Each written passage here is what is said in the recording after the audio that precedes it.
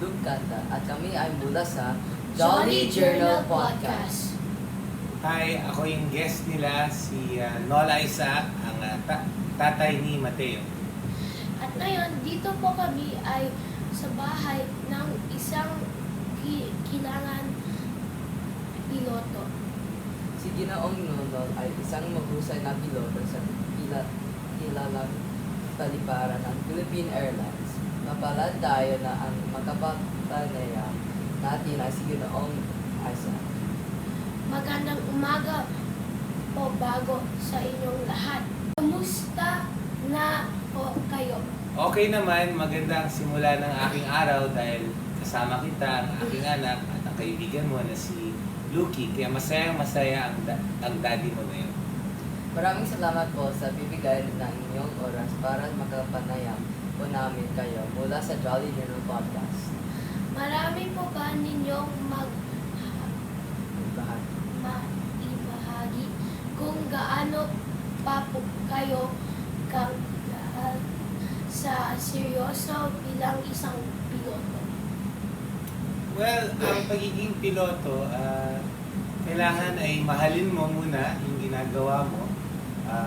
Mapalad ako dahil nung bata ako ay namulat na ako sa mundo ng paglilipad. Sino ang nagiging inspirasyon sa inyo para mag-ipad? Ang inspirasyon ko para lumipad siguro ay aking tatay, ang aking ama, ang iyong lolo.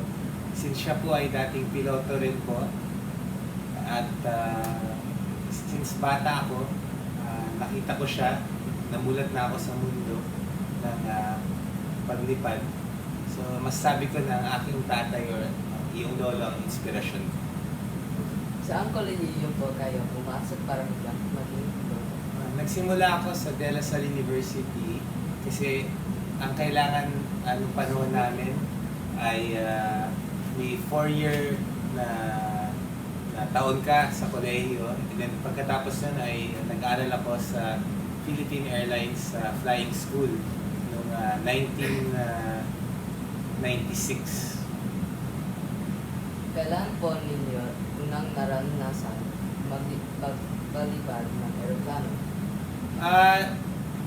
Katulad ng aking naipamahagi, ang una kong lipad bilang estudyante ay 1996. Tapos pumasok ako sa Philippine Airlines bilang piloto noong 1998. Naramdaman niyo noong mga pagsusulit mo para maging piloto? Kung ako'y sa pagsusulit ay magaan naman ang pakiramdam dahil gusto ko ang aking ginagawa kaya hindi siya mahirap para sa akin. Paano po nagsimulan ang inyong pangarap bilang sa isang piloto? Paano nasimulan? Siguro dahil nakikita ko yung aking tatay nung maliit pa ako. Siya ay nagsilbi bilang inspirasyon para masundan ang kanyang yapak sa pagiging isang piloto. Ito po ba ay simulan pa noong kayo'y bata o ito po ay pangarap din po ng iyong magulang para po sa iyo? Well, naging pangarap ko siya nung bata pa ako. Hindi naman ako pinilit dahil ang buhay ng pagiging piloto ay hindi ganun kadali sa paraan ng pag-iisip ng lagi kang wala sa pamilya mo. So, siguro hindi naman ako pinilit para maging piloto kasi alam ng tatay ko kung na hindi madali ang buhay. Kailangan mahalin mo talaga. Maaari ninyo po ba may kwento ang pinakaunang paglilipad po ninyo ng aeroplano? Ang unang paglilipad ng aeroplano, masaya. Hindi ko masabi sa pananalita kasi ang saya ng pakiramdam ko ay nasa puso. Ako'y masayang-masaya yung una kong paglipad. Ano po ba ang pakiramdam noong kayo po ay ganap na isang piloto? Well, nabibigay ko ang aking pamilya ng mga ibang bagay-bagay na nakikita ko sa ibang bansa. Siguro yung isa sa mga magandang nakita kong benepisyo ng ginagawa ko. Yung lagi lang akong wala, yun lang. Pero okay lang naman dahil sa teknolohiya na yun. Nakakausap ko naman sila sa mga ibang paraan. Maraming salamat po, Ginoong Donald, sa pakiulat ng aming programa.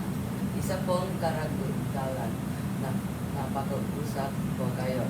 Tunay pong nakaparaming namin natutunan mula sa inyong pagbahagi ng kwento at karanasan. Ipaglaging po kami na kayo pakay ay magkaroon ng lakas ng at determinasyon upang magseryoso sa ating mamamayan bilang isang piloto ang ligtas at maghatid sa ating kapwa sa kahintilaan ng mga destination. Muli maraming salamat po, Captain Nono. Maraming salamat. Maraming salamat po. At diin ang wakas ng aking programa ay Jolly Journal. Hanggang sa Sa muli. Maraming salamat.